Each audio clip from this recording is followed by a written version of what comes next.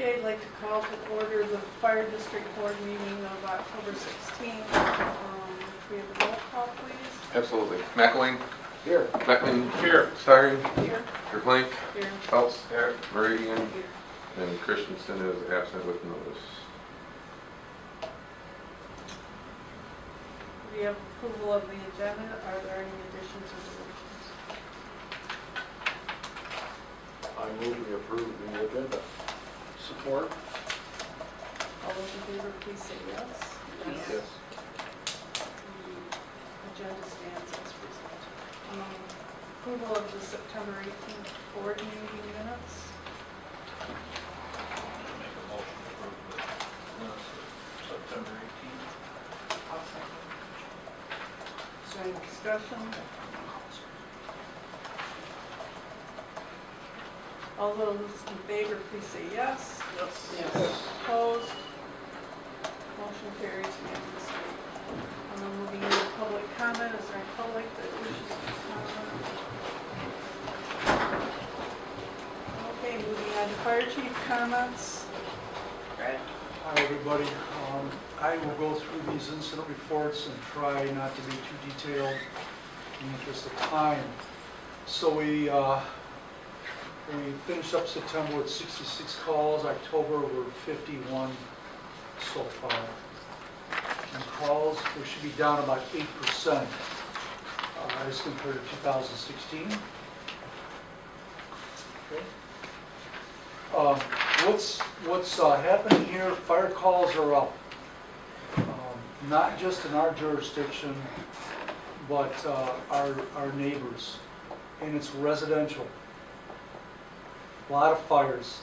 You know that. One thing we like to see is good intent calls, service calls. Those are numbers we like to see up there so that the public sees value for what they're paying.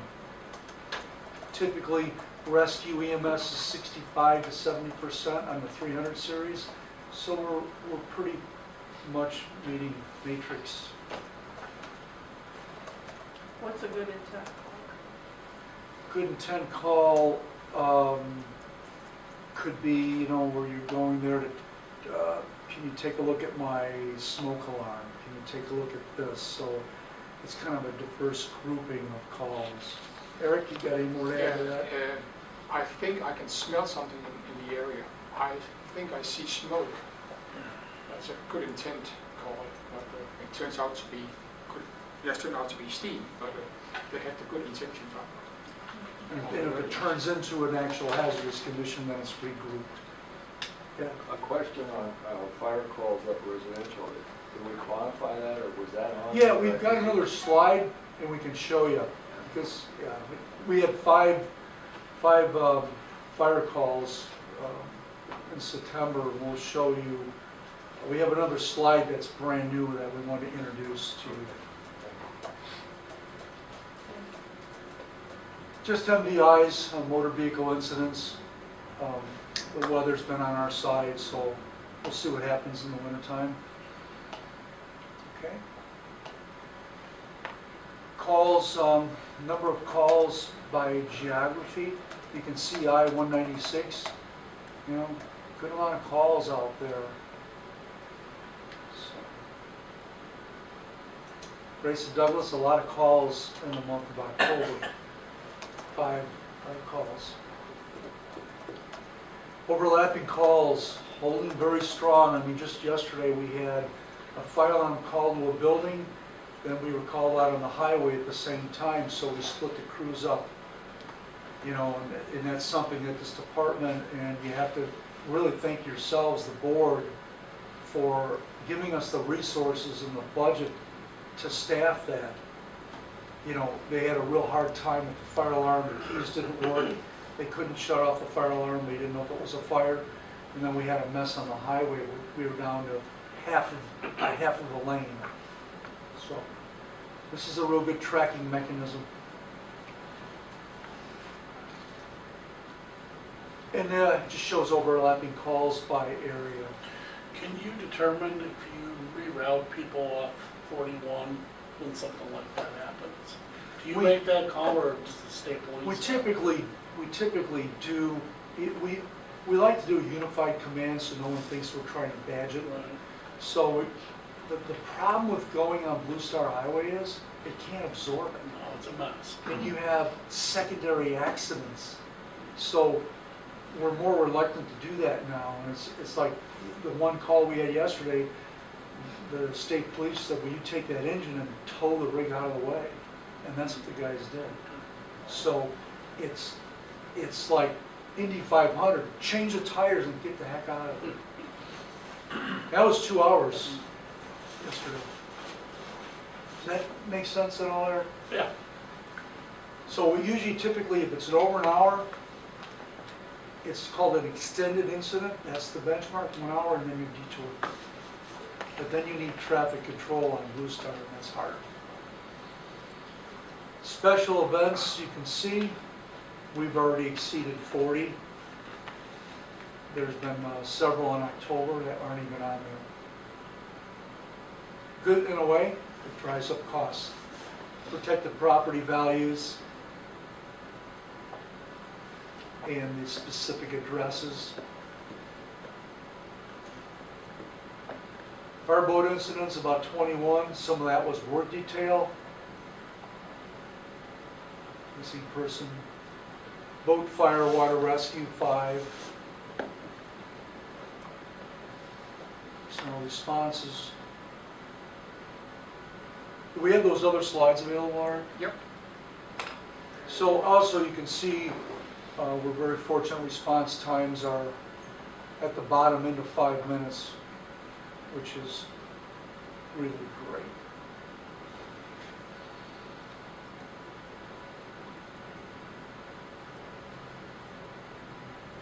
This was the incident on the highway yesterday.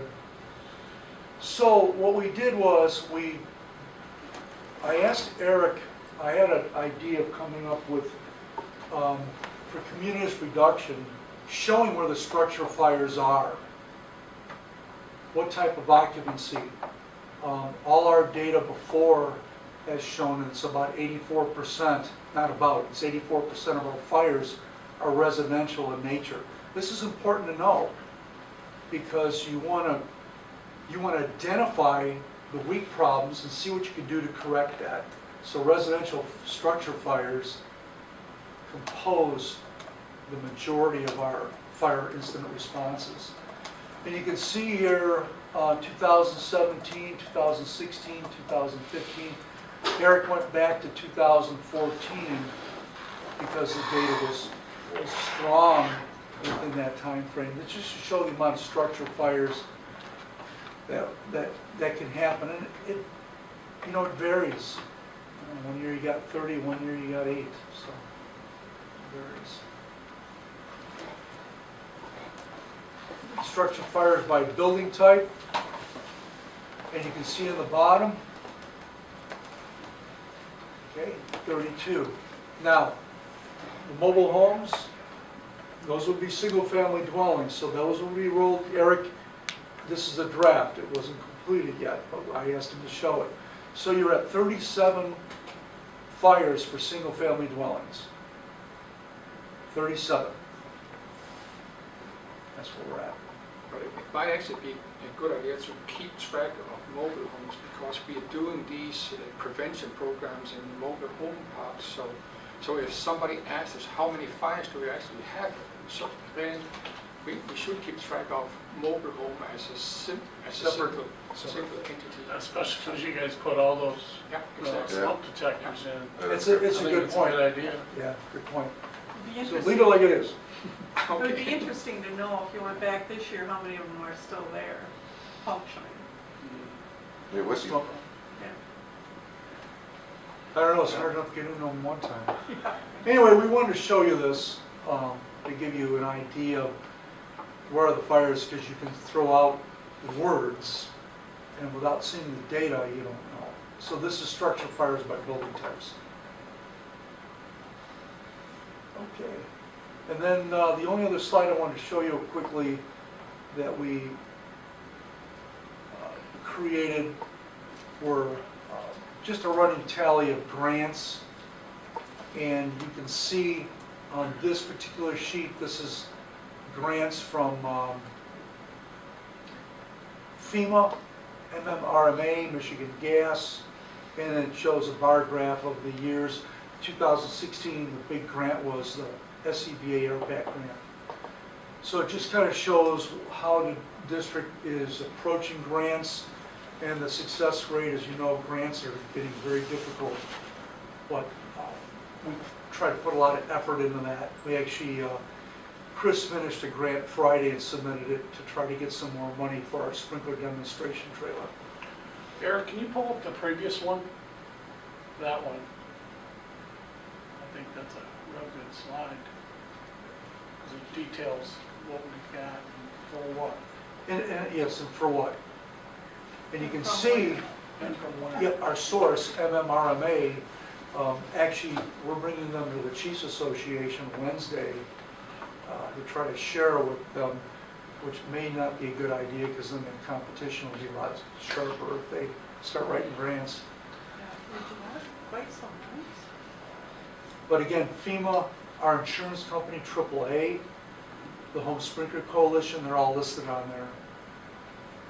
So I thought it would be interesting for the board to see that and share it. Good one. Great, thanks, Eric. All right, we want to let you know that Chris, Mike Betts, and I Chris Mantles, did fire prevention at the elementary school. We rented the smokehouse from Holland Fire. They always give us a great deal. And we put about 362 students through the fire prevention lesson plan and through the smoke trailer of Holland Fire. Real successful event. So we're really happy with that. We've already covered the grant details. Want to let you know that the state required trained trainer to deliver and be able to teach on the radio system. And we put 4 people through school, myself, Chris Manos, Brent Vanoss, and Mike Betts. And now we're training other people, including our own. So I wanted to share with you about that system. I am fire setter level 2. I went through a weekend class. There was level 1 and level 2. Level 2 is the highest you can go. I've achieved that. That concludes my chief comments. Okay, moving on, request for payments, the accounts payable. I have a motion to, I'll make a motion to pay the bills, it's $79,623.92. I'll second. okay, I have a motion by Beckman and a second by Phelps to pay the bills in the amount of $79,623.92. Is there any discussion? Good. Okay, pretty Good. All right. What can we do for you? I didn't understand the deer one, deer repair insurance. Did we have a repair and then insurance paid it, and that's why it was 5,000? Yes, Or is that what we paid for the insurance? the crew collided with a deer. They Okay, would yeah. continue to respond. We paid, they had the repair done, the insurance company reimbursed us. Oh, I figured it was something like that. I also wondered, it seemed pretty pricey to put decals on helmets for almost $3,000. So what was that about? What page are we on? Sorry. Where are we at? I just write it down and have it. Helmet decals. Oh, no, that's That's the just- credit yeah. card. It was only $23 for the helmet decals. If you look on the other sheet, Okay.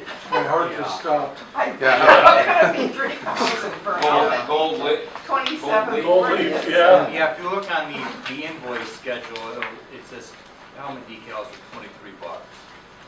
Well, why did it say? And that says tools and training supplies. Yeah. and- That was all because of the bank card. Yeah, It's kind of because an on abbreviation. the check register, it takes the first invoice, like first bank, and then it, Oh, see, there was multiple invoices. and that's what I skimmed. Yeah, and Just it said takes the that- first one, there's only so much room, so that's why I put the invoices here, it's got a bit larger description. Oh, Okay, and then the garage door openers, is that for your big doors? That seems kind of pricey also. Well, we had to start changing the door openers because most of them are original. They're starting to go away. So the whole mechanical bit and everything. Yeah, that's Yeah. Garage pretty- door. Controller and a chain, Oh, you know, we started changing those. We identified that in the small cap plan. They're starting to go, so we're trying to get some of them done this year. oh, right. The household one's about $200. These are commercial, These are big. Yeah. about 1,000 piece. There's 7? 7 with the back burner. Oh, that's No, not. there's 10 altogether, including the back barn. But we did some of them. Yeah, we did 3 this year, so it's about $1,000 a door. Did that answer your question on that, Ken? Yeah. And then, this is really, everybody probably knows it but me, but how is cyanide used? There's a tank and all that. What do you use? So, there are meters that monitor different types of gases. And one of the off gases of plastics is cyanide, and we monitor it with one of the meters. The meters must be calibrated for OSHA. Okay. So that little cylinder is one of the components we use to calibrate it. It's on the shelf down there above the workbench, there's different gases. Okay. And Chris is responsible for calibrating that, and we expired that cylinder. I got it. Thank you. That's You're welcome. I got one question. There's a lot of costs involved with the trailer, or, I mean, are we keeping that, I mean, we've received money from other departments. Are we keeping Great that question. all under, you know, like one? I actually asked Peter if we could break that out and put it separately. We only got $250 so far from Fenville's commitment of $1,000. Right. And Fenville had to generate funds from the Goose Festival yesterday. This trailer has endured 3 burns in 3 weeks. Right.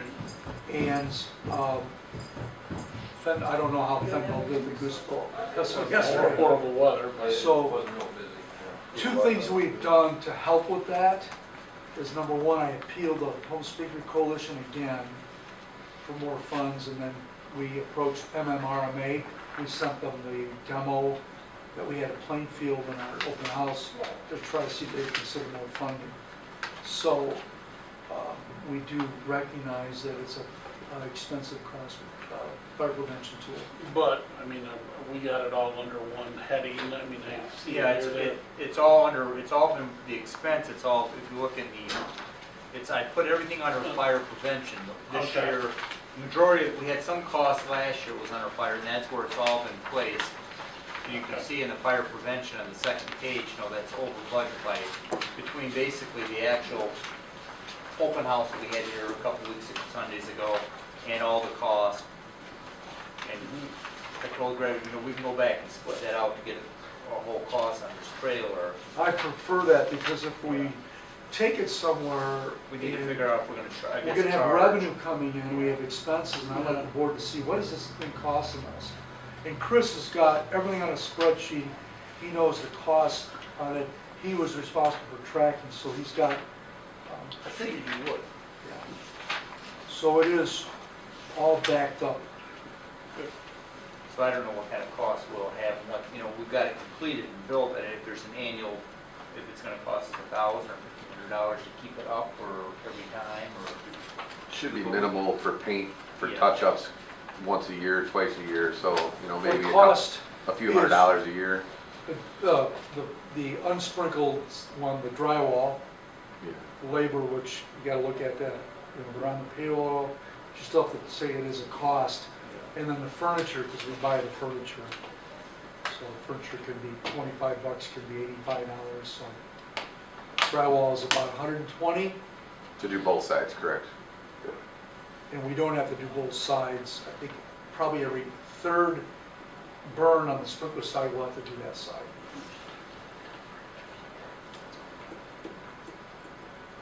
Yeah. Any other questions, Rich? Down on the financial report, revenue report, boat maintenance. Right, we'll have the haul out, which is, you pay for haul out, storage, and launch, so that's usually about $1,500 for the big boat. And we will be working on the decks. We're gonna try to pull the rub rail off and put the boat in the back building, so we don't have to pay for heated storage, because the heated storage was too far away. So we're gonna try to handle the decks in-house, because the decks are just a mess. So that, we're on the payroll to do that. Replacement of the 3M product on top, we don't know the price of that yet, we're gonna work on that. So what we got slaughtered on the fireboat was about $10,000 in hose repairs that I think only $3,000 was budgeted for. That's what we got now. That's why we're way over on that. We are going to be over, for sure. Yeah. Is that all good? We think so with the rub rail off, and then we take off the radar with a shoehorn, we think we can get it in there. Yeah, tower has to, On our trailer? no, They have to take it off the trailer. the tower will have to put it on their low boy, Oh, boy. and we then have set it on jack stands, yeah. That's what we would prefer to do, either that, if we can't get it in, then we have to build a framework and have a heater in there so we can work on it over the winter time. But we have to probably needle chisel all that stuff off the deck. Or grind it. Is there any more questions about bills? All those in favor of paying the bills, please say yes. Yes. Opposed? Pay the bills. Okay, here, financial report. Okay, the first page is basically the revenues, and we've only collected $54,000, basically was the FEMA grant was the majority of it. The rest of it's been some bank interest, and some cost recoveries, and inspection claim review fees. And then in December, we'll start collecting the large base of all of our monies, the property tax bills, winter bills will be going out.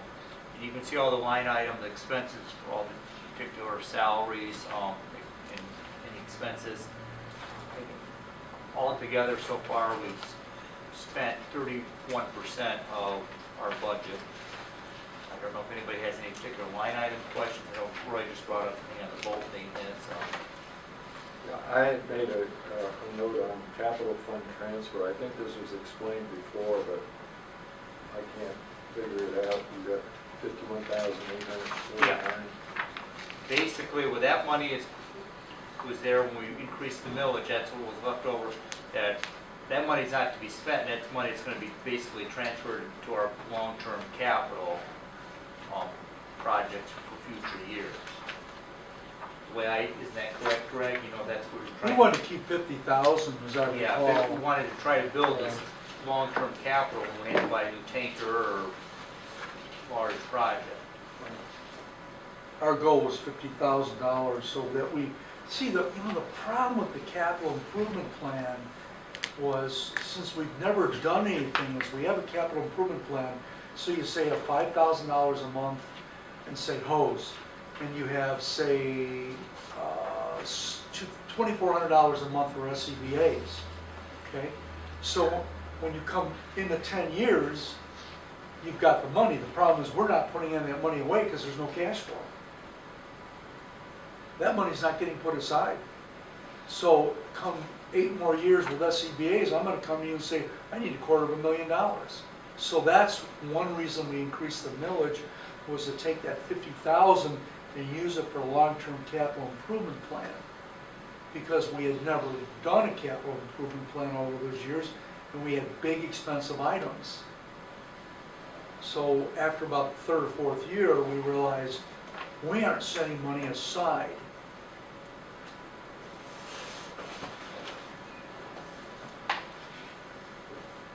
Does that mean that each year 50,000 will be on this report?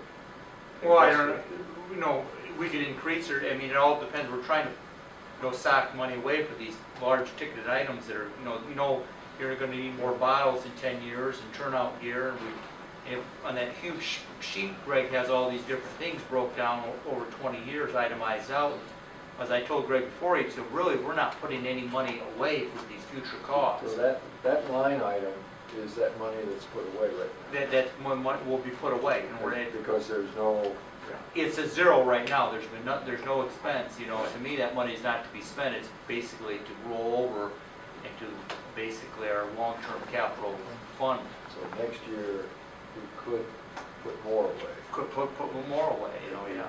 I mean, hopefully, you know, like Oh, this, maybe, oh, maybe another 50. 50 or more, because, you know, this year, you know, we had $225,000 between long-term capital and small capital projects expense. So hopefully, you know, we're knocking down things that were never really taken care of in previous years, we're getting, you know, caught up. And then hopefully when we have to buy a $400,000, $500,000 tanker truck, we don't have to go to the local bank with our hand out, we can just write a check. Because we can't get these FEMA grants, who knows, the federal government, all those projects could be gone in a few years. FEMA might just be a stroke of a pen, bye-bye.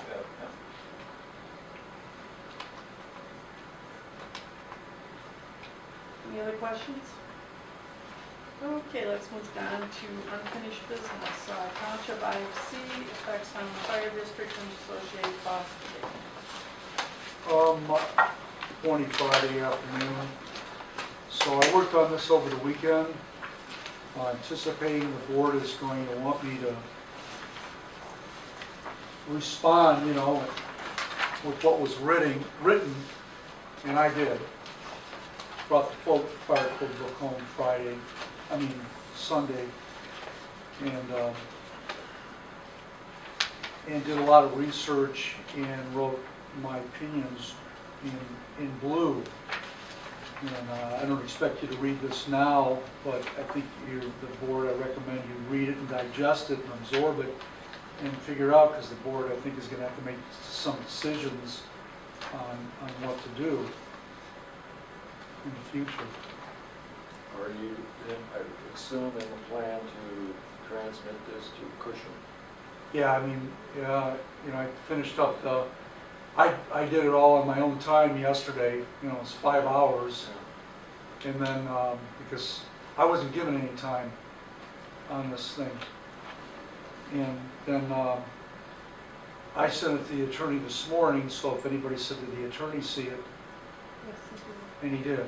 And he had like three minor additions on there. So that's where that, but I will send it to This him. is exactly what Steve at the township office is hoping to. If you have concerns, to have it like this. I did the best I could with it, Roy, you know, under circumstances, and I'm going to be candid as I always am, and I wrote down my feelings on it, and stand behind it. My position is unchanged. So, I think that you guys need to sit down and take a look at that, not here, because you need to read this. My suggestion only. Just, you know, I felt an obligation to let the board know. Certainly, I'm not paid on Sundays, so that's kind of an erroneous cost, but you're not getting charged for that. Probably with the attorney, you know, this morning, I don't know, we're probably at about 12,500, maybe 13,000 is where we're at so far on this. So I felt, should I let you know? Well, I hope people take this home and read it, because at the next meeting, we're going to have to make some kind of decision about what we're going to do about this. It's pretty clear to me that the township's not going to budge on this. They've refused to meet with us. They did that at their last meeting. And Roy and John tried. They tried. But they are refusing to meet with us. They see no reason to meet with us, that this has all been hashed out, of course. The back and forth of this, Greg feels like they never listened to what we said to them. So, Well, let's look at it this way, though. We don't have to get into it deep, but obviously they're not going to budge. And Greg has his strong feelings, and I would support Greg. What are our options? Wait till the next administrative comes along? Well, I mean, yeah. really, I mean, what can we do? They Well- have that right to pass those ordinances. They do, you know, they certainly do. And, I think and I what- guess, what do we do? Not go to calls? Well, I we think can't what we that. can do is read this, and then at the next, either we do a workshop between them or the next board meeting, which is fine, we look at it and find out what we do. I'm hoping somebody will get the township to listen to this, so they don't change the 15 in the same way. I I wouldn't hold your think we can breath. come to some, you're right. That's the problem. So what is our step as a Well- board? That's what I'm Well, I asking, guess- us as a collective board. What the hell do we do now? I guess we have to see how this impacts this board and financially how it impacts this board. And then we're gonna have to take some kind of measure to counteract this, because we can't charge the cities for this. I mean, it would, you have no idea the position I've been placed Oh, in. yeah, I understand. Do I send my guys to the call on the down tree or not? Because the fire code says one thing and then the attorney says another. And I'm like, what do I do? They're going. So And I have and your to oath screen off. says one thing too, right? What? Your oath? Yeah, I mean, I You're in have a to tough screen, place, I understand. screen these calls and then I get sued for, you know, Yeah, the liability is duty? tremendous. it's the worst position. If I had thought any better, I'd just walk out of here. Because this is completely preposterous and it's a tyranny what I've been put through. But we have huge liability issues. But I'm not here to say any more about that. All I'm asking you is, please think about, you know, what I put in here and how we can move forward. What can we do to minimize the impact on this? Because we're not going to change, you know, no offense, we're not going to change Brad, Rudy, Lori, and Doug.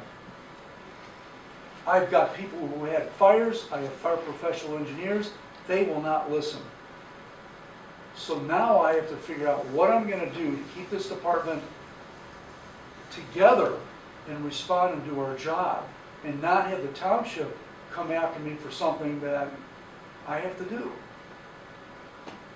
There are So, things in this thing that are ridiculous. We never demanded these things, and they wrote it in here that we did, so. Well, that seems to be the problem I have with a lot of this stuff. I mean, we agreed on something, and the next time it's drafted, it's Yeah, we've changed. done that. one of the problems that we have, and I mean this respectfully, is people don't understand this. There's a statement in there, I saw that, and it just was so inaccurate that we require cul-de-sacs. That's so unfair. We do not require 96-foot cul-de-sacs. And that's embellished, exaggerated, and I'm not backing down from that. That's a very unfair statement and accurate. And then it's tens of thousands of dollars. These are the sort of things that are twisting this. So you know what? I set the record straight from this perspective, from mine. That, you know, did they go out and get estimates on these turnarounds? I would no sooner require a 96-foot cul-de-sac for your driveway than I would for mine. That's such an unfair statement, yet that's what's presented here.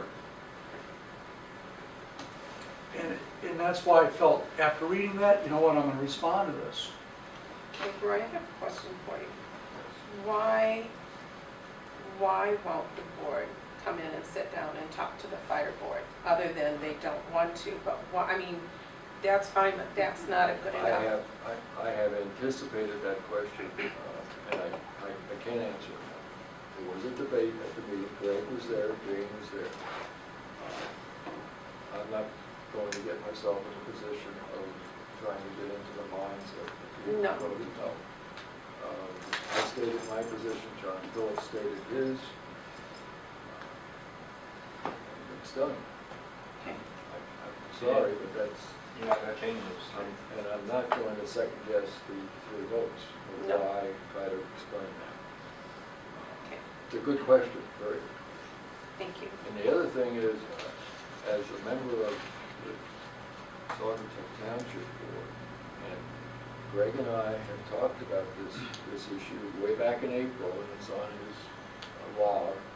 We had a meeting, and I thought I left that meeting with Greg where everything was changeable to a certain extent, and the things that we changed seemed to be the things I thought we could agree to. So, you know, I have a problem also, you do, and you've gotten very aggressive on this now. we had Steve Cushion here and John Phillips, and I could swear I walked out of there thinking with a few minor tweaks, We're good. We all Good. did, we all did. and that's what you have, is those, Yeah. and now all of a sudden it's, it's a, Completely the different. whole district's coming apart, and I said to myself before the meeting, I wasn't gonna get into this debate, because there's no winner. So, but that's what happened, Greg, and I don't understand it, you don't understand it. It's been going on since January. We've had 21 revisions. How do you know? I thought we had an agreement that you could write a letter that would give exemption, as you can under IFC, to the road lengths and widths and so forth, and that would happen, but it never happened. And here we are with these code changes. I have a question about how, my concerns back then, at that meeting you're talking about, was the fact that I think it opened up a chance for fraud in the township when the zoning administrator took over this buddy system and who gets what, and the cost recovery cost goes to this guy but not that guy, and so on. And it should be in the fire chief's domain to do fire code, period. So if they're not gonna change and that stuff still stands, as board members of the township, how do you make sure that the zoning guys and the others there are doing it, you know, with all integrity, with consistency? They Are you have- going to have records to see and do? Is somebody gonna manage this process? Well, the zoning administrator has his set of rules based on what ordinances were written. Well, it's always Right. that way. I mean, and keep in mind, there are many, many, many townships in Michigan that do not use IFC at all. So it's all up to zoning administration and their code of ordinances. I'm We're for not- it because we're not- Well, We're you know, not if doing it's their something friend, that's so they'll- unique, and we're still trying to maintain the basic IFC. That's, you know, Well, the only thing unique about it is, Roy, and I am a township resident, is we have a district with 3 entities, and we got 2 agreeing to one thing, and 1 going off on a tangent. So that's Yeah. definitely a scary thing here. Steve's letter addresses that. We are much more rural than the 2 cities, and we have different circumstances that cause this to happen. I agree with that, Roy, but what, are we gonna have our own fire department in the township because we're Of course not. rural? Rural? I mean, I guess that's what I'm, you know, I hear every different side of the story, and when in doubt, go back to the law, the IFC. What's been working for years too, and like stop work order. Well, Their reasoning was, oh, 1 point of contact. That made no sense to me at all. That does not override the fact that the chief wanted to stop work. I would recommend to the board that if you have such concerns, that you drop the township an email and put that concern in writing. I still wonder if they signed the bylaws, adopted the bylaws of this board. We don't know that, do we? Well, no, I found, yes, they did. Township did. When was that done? I can't tell you the date. I Okay, came I mean, across it today. okay, you did, So, good. yes. Because I have it written down, the city did it in 13, both cities did it in 13, 2013. Oh, it was longer. No, but the latest one, 13th revision, 2013 Okay, revision. I did. That's part of the, I mean, I've got these bylaws that go back to 1980 something. And there's a lot of things changed Yeah. through these there are. bylaws. Yes, there are. And, you know, did we all agree to them? You know, at one point, it said no appointee shall be a member of a fire department or an elected municipal official. That accounts for 3 of us on this board. Right. You, and you. Right, but they changed that in the And they did last, change, they changed that in this revision, but did we sign that revision? That was the Public Act 33 of 1951. I'm just saying, there's a lot of things changed over the years. We went from 5 members to 7. Did they incorporate it? And I asked that before, and no one can ever say, if they adopted You're it. talking the township. I'm talking the Yeah, I township, the think I city and the, I think you have. I found them all in everybody's minutes, the township and the two cities where they passed a resolution or passed the board adopting these latest versions back. that was 2013, that Right. both cities did the latest version. Right, and the township. That was one of the questions that, Yeah, I had those minutes, because somebody else asked that a while ago, and that was probably me. I went through those, and I thought I forwarded both cities, and I found them both. I'll make sure you get a copy. Please know that the two cities adopted it. I guess that kind of gets us off the beaten track, but we're part of a You're part of a district, district. and to run a district different in one area than it is in another area You just might as well doesn't dissolve work. the district Yeah, then. absolutely. That's what's gonna, I mean, it's pretty extreme to say that, but But I think, I'm to that. I mean, if you don't like the way the fire department is run your own damn fire department. That's how I feel about it. This is ridiculous. And now you have the 2015 IFC coming up, and you gotta change it again. it's gotta be changed And again. what is that gonna cost? If I lived in the township, I would just be irate at this point. Because you didn't change you changed the 2012. 2015 was around then. Now you gotta go through and change it Incorporate again. that. I understand. Roy, do you have any idea why they elected to go to 2012 code instead of 2015? Was there any reason given for that? And was there any one person that took responsibility for using that code instead of, no? Okay, thank you.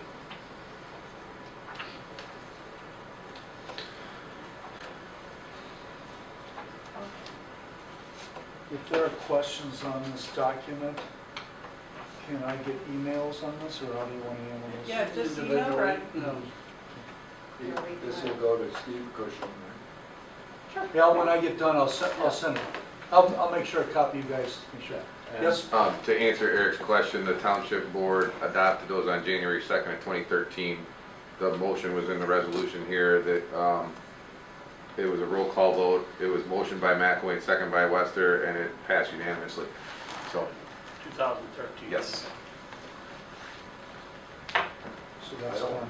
I didn't know you were on that board that long, Yeah. 4.5 years ago. And you made the motion. Yeah, you made the motion, That so. long. I know how that goes.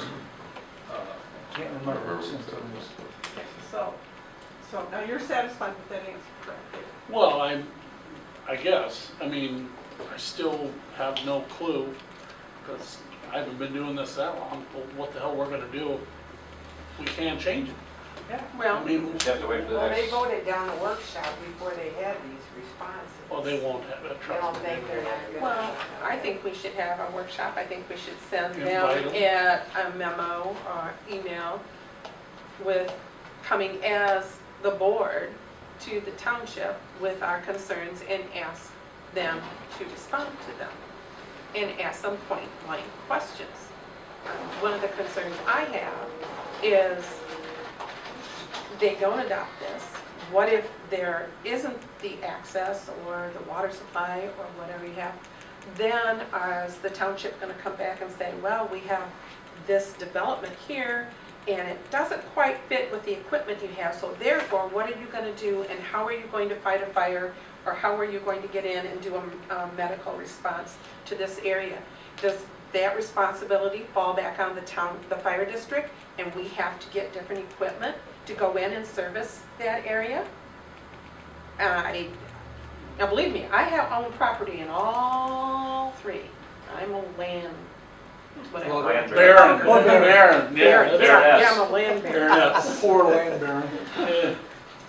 But, you know, I look at this as, yes, I'm sitting as a representative from Saugatuck, but I represent everybody who lives in this fire district. And I do not want, if I was Joan, whoever, Smith coming in and I'm buying a house in this little development, the furthest thing from my mind, and I wouldn't ask a realtor, I would just make the assumption that I'm going to have fire and medical protection. It doesn't make a difference day or night. that they're gonna be able to get in, and if I have a fire, they're gonna put it out. If my husband drops over with a heart attack, they're gonna come in and help me, save him. And If you want. I do, if I call him a I time. But, I mean, what are we gonna do if we don't have the equipment to help these people that are assuming they're gonna have this service? And as the not an afterthought, but the other thought, what are we going to do to make sure that our volunteers, our firemen, firewomen, our EMTs can go into a situation and get there safely, and not, as the one situation you talked about, go in for 1,000 feet carrying backpacks. I mean, God, these people are in great shape, but, I mean, I feel horrible thinking if somebody had a heart attack going 1,000 feet with the air pack on, and they have a heart attack, what are you gonna do? I mean, there's some potential There's issues real here. liability issues. Yes, there are. And even if you were halfway educated and the whole district has the 2015 IFC, you think, oh, hey, I'm all set. I'm cool. I just bought a house in the township, but they adopted the International Fire Code, so I'm good. And then all of a sudden, oh, no. We decided that your driveway can be way longer than what the IFC recommends, and it doesn't have to be nearly as wide. See, that's where you're getting under my skin, because we sat with Greg, we sat with you.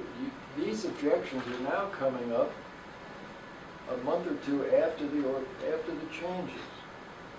And the changes were known well before that meeting.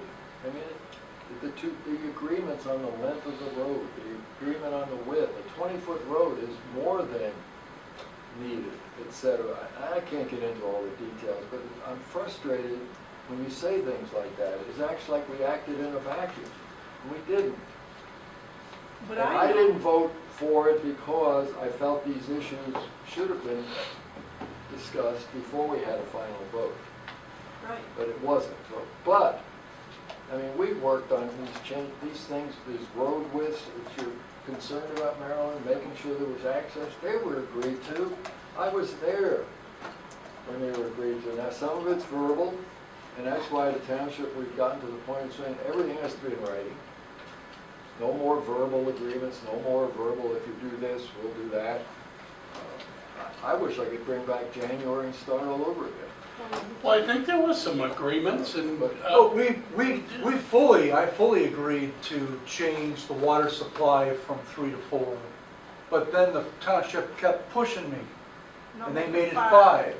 And then what happened? Didn't you and I talk about that? Right. Let's go along with it, okay? And I did. I can't debate it. Okay. It's fine.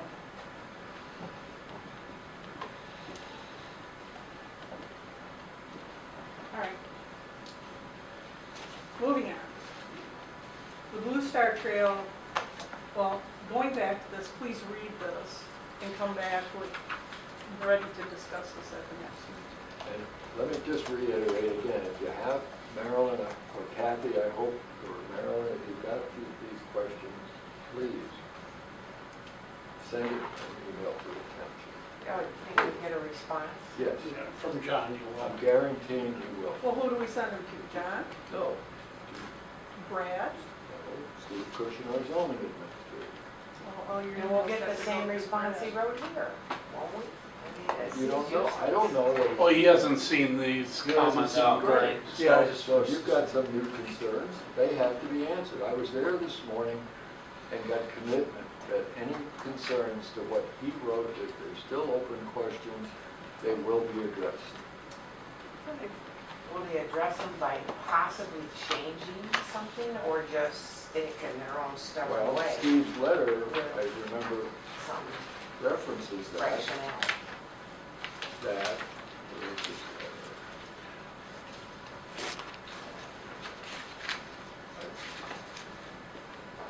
okay. All right, we'll send all our It questions. is addressed in his letter. And we're willing to look at it. I think we really are. But now we have, the back and forth of actual concerns in writing that have to be addressed. Okay, moving on to Blue Star Trail drainage funding signage, gate update, and I want to let you know what's transpired on that. Matter of fact, I got an email from Tim Stewart, the engineer, and I approved the installation of the 2 solar flashing lights, and that one's going to be on the north side of our entrance. They changed to a single post to 2 posts. I think, number one, the cost was less expensive with 2 posts rather than this nice looking, aesthetic looking post. And MDOT was sensitive to that cost. And then they knocked down the project, so they threw in another key fob for us, which is great. It's going along fine. You know, they did what we asked them to do. So, in the township, I think everyone but one person voted to maintain the system, so we're good there. We don't have to worry about that. They'll take care of that. So I was really happy with the township decision to support the system. So I'm thankful for everyone involved, and I genuinely mean that. I can tell you this, if we did not put a drain there, if I didn't be a jerk about this drain, There's a lake out there. you'd be spending a whole lot of money to put it on drain because it's just been flooded. nice. So I'm glad I used my intuition on that. Okay. Township cost recovery. Kind of dovetails into the comments that are included in there, so I don't think we need to go into that, if it's okay with the board. Fine.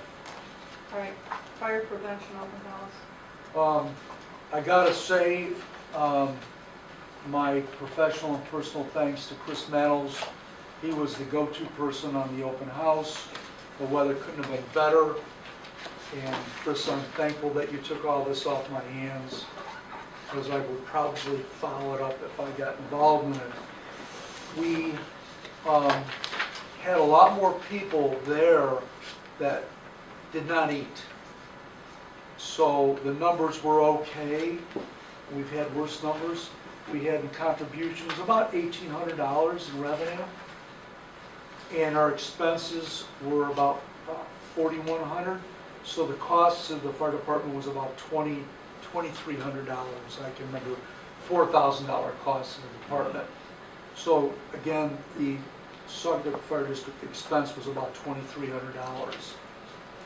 But I think that How much was it last year and years before? Is there like a chart for that or anything? I could create one. Because About the same? we've gone through, we've evolved where we charge people for it. Oh. People like that, you know, because it was so costly, you know, then the attendance went down and the revenue went down, to the board willingly going, so let's just absorb this, because it's a community function, which was It's great almost, for the board. almost a community risk reduction for as many things as you have You going know, on there. Yeah. That's I a really do perfect believe description. that. And we're trying to make it not be a carnival, we're trying to be an educational.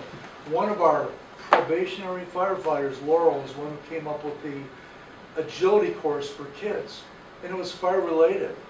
So it's pretty cool. Like that smokehouse out there is $500 to rent, and that was all, somebody paid for that, other than the fire district. We wanted to kind of mix things up, and you know, we worked the weekend to get that trailer done, and that was really added a whole dimension into it. That was really fun. The extrication, everyone likes that, but when you look out at the bleachers and you see all the people there, it makes it all worthwhile. And this will score us huge points as far as community risk reduction is concerned. And that's what it's all about now, is community risk reduction. It's such a big thing, you know. Chris and I have been invited, we've been accepted for a pilot program by NFPA. We go to 30th and the 31st, and there's only one other fire person going there that we know of. Everyone else is a zoning administrator, business manager, that sort of thing. So community risk reduction is here to stay in the fire service. And it was great to hear Eric kind of identify the purpose of this was not a carnival. So, Yeah. you know, I think we fingerprinted, I don't know how many, I think he said 85 children. 85 kids, That was new this year. you know, just pretty remarkable. So that's where we're at on the numbers. Again, thanks, Chris. I can answer Kathy's question if you'd like about the last 2 years real quick. Our out-of-pocket expenses after donations in 2015 was $27.98, and in 2016 was $24.82. This year we cut out a lot of the rentables like the dunk tank and the bungee run. So that's why our expenses are down to the $21.77 this year. So, and by Laurel's awesome agility course, that was pretty much free to put on, since we borrowed and robbed stuff from all over town for it. So And the kids loved it, yeah, and the kids loved it, so it was good. and it's something new. If Well- you do the same things over and over Yeah. and over, It's good. Yeah. come back. The address SWAT signs, truck was kind of cool. Yeah, everybody The loves kids were that. calling, Oh, yeah. when the police The said, police. the sheriff said they had so many people come and look at that, they couldn't lift them up anymore into that Yeah. SWAT vehicle. I One took a of the lot things- of pictures of really happy little kids. One of the things that we're thinking of changing, just want to get off topic, get straight here, but we're, several suggestions to eliminate chicken and go with a more finger-friendly food to eat, like hamburger. That was suggested by a number of people. So that's something we might do. Sold a lot more gave away a lot more hot dogs than chicken. Isn't that strange? But you're right, I mean, it's not a carnival, but people don't want to sit down for a long time to eat. They just want to go and Yeah. look around and see what's going on. So But a lot Might of make people sense. stayed for the extrication and the demo. That's what was surprising. The barrel rides, people loved the barrel rides. So we consider it a real successful event.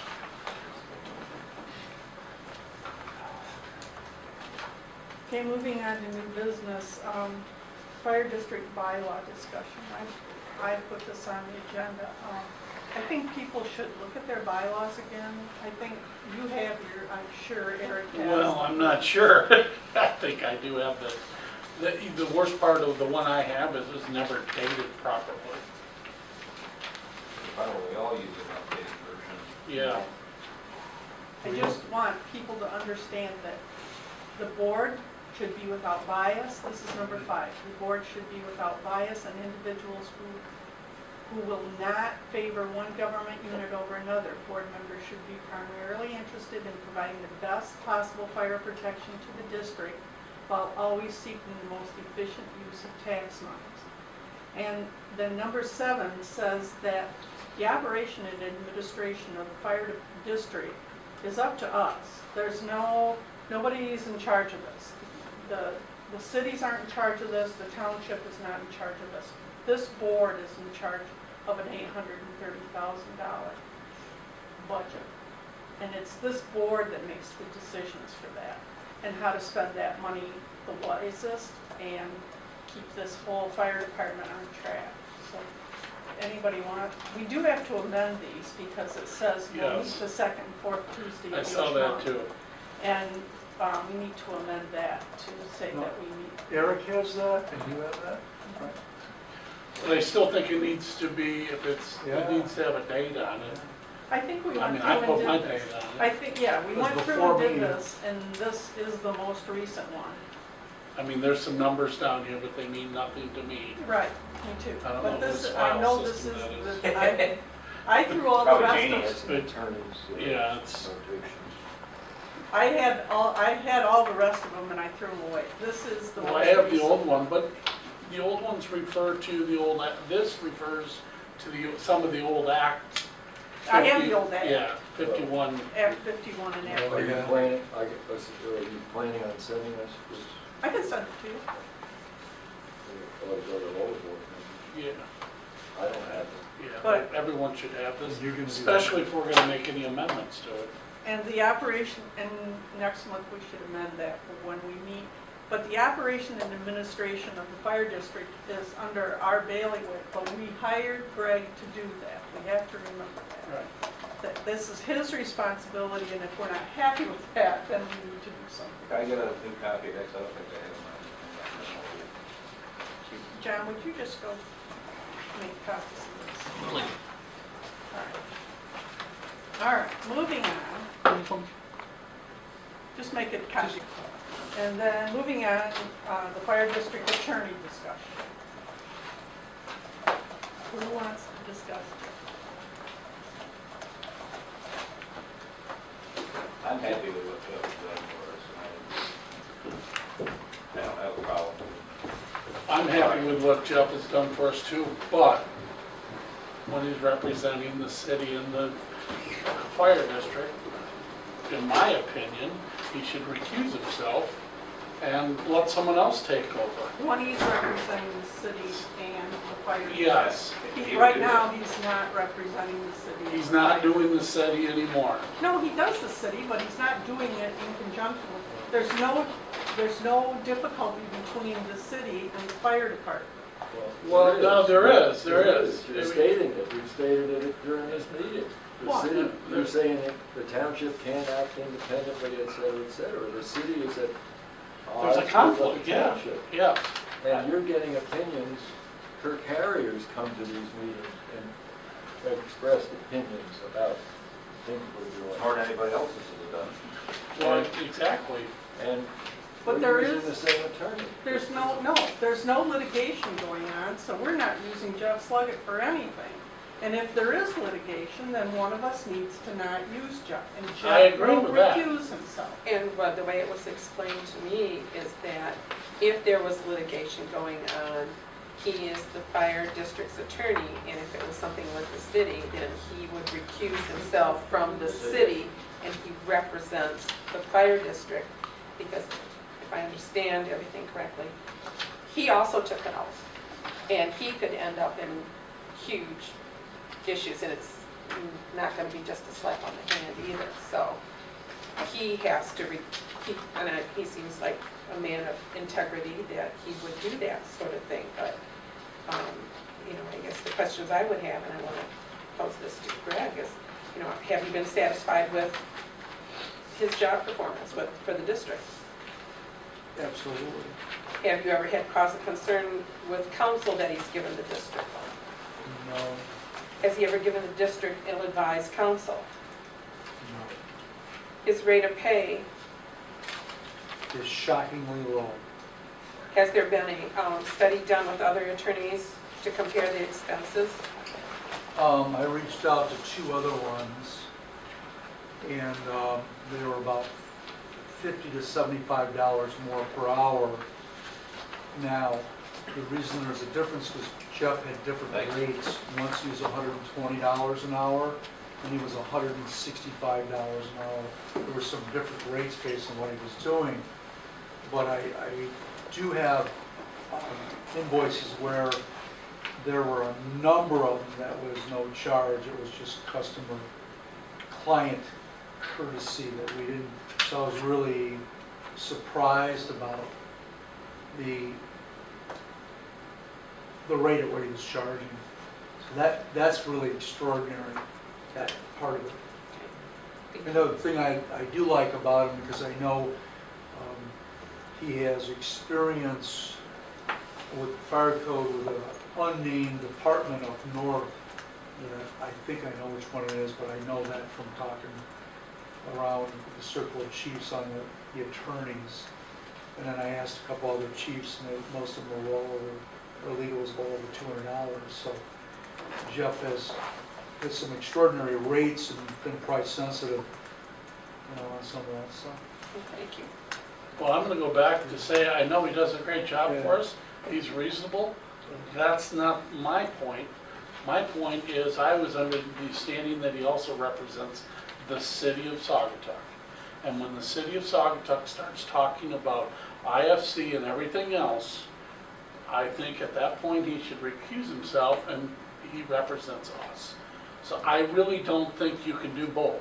My opinion, I'm not a lawyer, but it just doesn't seem like But the you're city getting of also. Saugatuck has not asked them ask Jeff to represent them in this whole thing. They have not asked him to. You can't just say there's a conflict of interest to say there's a conflict of interest. There's a You perception. must prove it. There's a No, you have to perception. prove a conflict of interest. No, you Yes, don't. you Public do. official should avoid getting into that situation. Yes. And the way to avoid it is not to have the same attorney giving opinions when there's a dispute going on with the township, where the man also represents some of the interests of the city. He can say, there's not, I don't think there probably is, but if there could be, it shouldn't be. A conflict of interest exists even if no unethical or improper act results. That's the definition in the law book. Take that for what it's worth. It doesn't mean it happened. Or I'm just saying, let's avoid it to happen. My opinion, we can vote on it, be over, you know, vote me, I don't care. My opinion is he should not do both. Just go from there. At our council, I'm not Saugatuck, but we don't talk about the fire code. This is our thing at the board here to work out with the township. And they don't have their attorney involved in it. Why would Saugatuck be But involved we in have it? received Saugatuck- communications from Douglas and Saugatuck objecting to what we're doing, and But Saugatuck not, is using we the have- same not attorney. from the lawyers, right? From But the we haven't city used an managers, attorney. from But there others. is the perception that some of that opinion could have come from the attorney.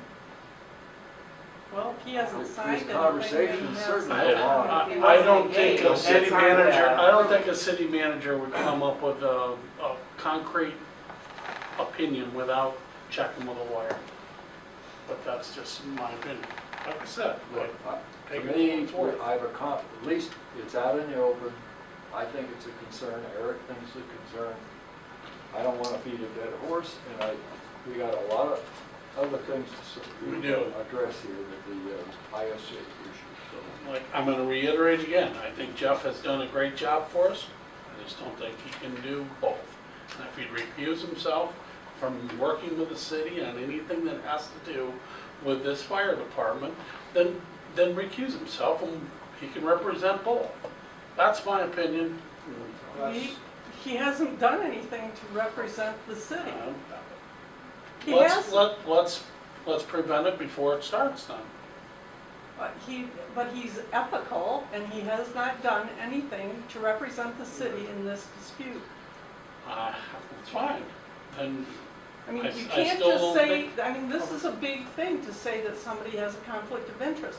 You can't just say in that my without opinion, it is a proving. conflict of interest if he gets involved with anything that has to do with his fire department that involves the city. But it's not. Okay, but my opinion is if he does, he should recuse himself. And Would he you was. consider this, would the board like to direct me to maybe you draft what I could approach him on and say there's, or you guys want to vote on this? What would you like me to do? To draft something that where he would say he would recuse if it came down to fire code talk, but not recuse himself from Saugatuck in general or something. But he's our rep on the fire. Right, and he does. And he's already representing us in Yes. this. Right. So he can't represent the city in Right. this. No. So if he has to sign something like that, he probably would. And it would cost us a fortune to start over with a different attorney. Well, that's But not could our we- plan. But could we, so is that something that the board might entertain if I get him to agree that he can only represent the fire district? That'd be fine with me. That, Yeah.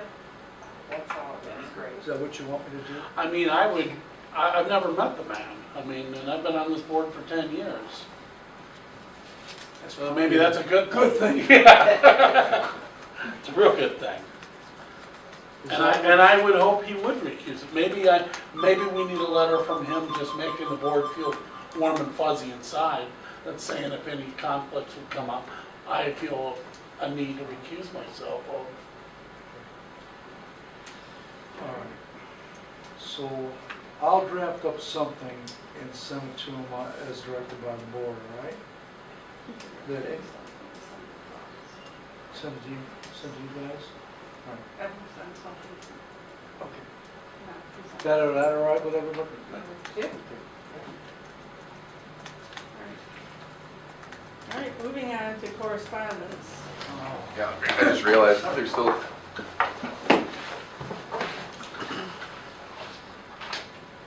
Sorry, guys. So the first one is a letter from Martha. Martha Sheenan? You know that?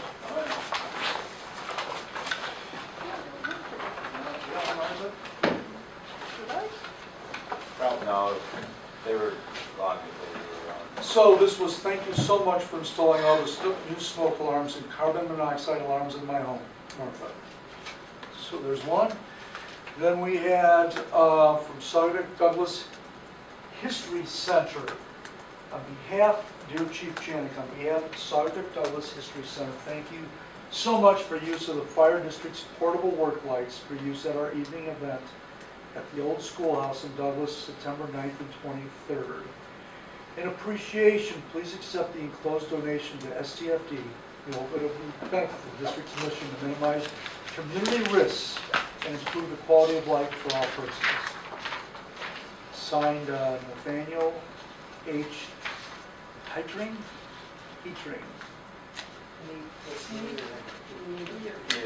Yeah, he's the head of the historic Yep. society. He's executive director. Right. It's very nice. And then the last thing Chris and I noticed, we just wanted to point out, we got a real nice coverage. We got a nice one from Scott Sullivan. Local Observer put a color one in the paper too, which was really nice. Matter of fact, we didn't have anything out there. Gallagher called, I think, Chris, said, hey, we haven't even put anything in the paper yet. So we just wanted to, and I did send both of them thank yous for doing the free advertising for us. We just want to give credit due where it is due. Moving on to public comments. Public commenting tonight? Fire board comments.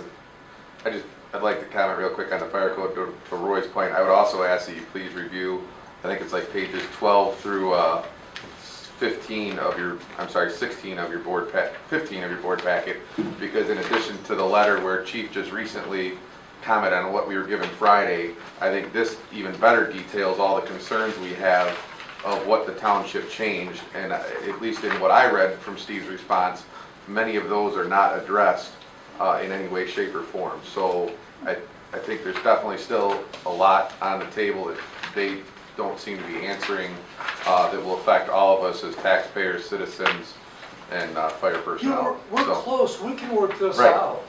So, You know, we're close. Just some things that, you know. thank you. All right, fire board comments. When are we gonna start videotaping our meetings, put them on our website, Oh, there's a video, take care. and have total transparency? You want me to put them up? I have nothing to hide, but it's a board decision. Oh, I think it'd be fine. I'm all for transparency. Well, it's probably not a board decision if you're doing it independently. Well, not I to would, put on I the- would not post it without your Yeah, but permission though. she can take, anyone can Aaron record checks it. with me before anything's Well, posted. we'd have to pay her to be here then as an employee if you're asking her to videotape for us. So, and that should almost be maybe on a future agenda. Yeah, I think so. We'll get you a camera sitting over there and just hit record. I don't know how to work one of those. Oh, it's easy. I saw it in the township, I just thought, I don't mind being transparent. you know, maybe we need to think about it ourselves. So Works for me. I can put it on next month's. Comment, Chief, I was just very pleased to hear you say we can work this out. So, We're so close, there's just a few things like that, Michigan, and I don't want to, Michigan Land Act and, you know, God, why there's a stop work order, how many I've done one stop work order in 5 years. 5 years! Okay, So we're keep that one? Almost 5 years. 13. It's just, it doesn't belong. I'm not here to, but we're so close, Roy. Okay, we're adjourned. An email from Todd Christensen.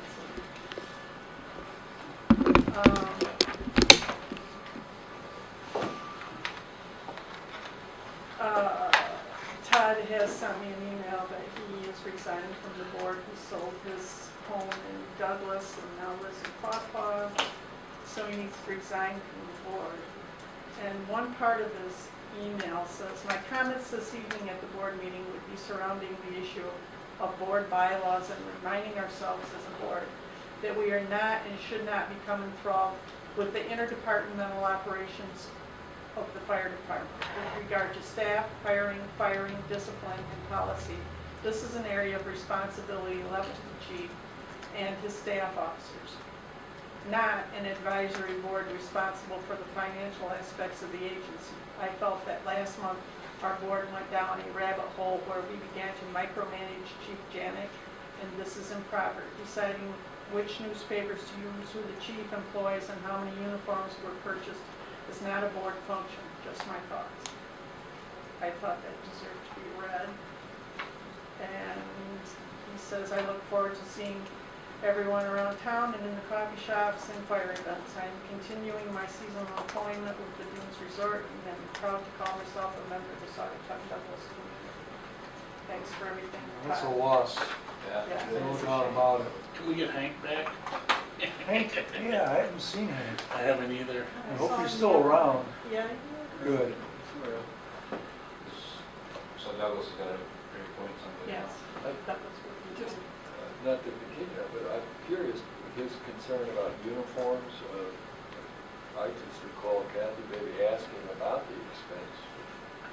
I don't know whether it's micromanaging your time, I wish you were here. Yeah. Well, What was the Um, 3 points he said, rabbit hole?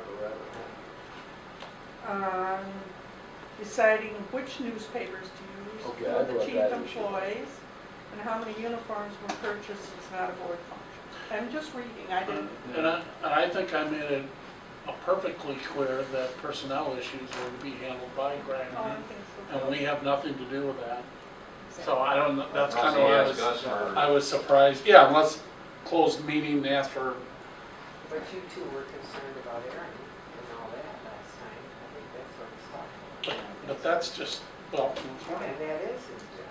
That was kind of micromanagement.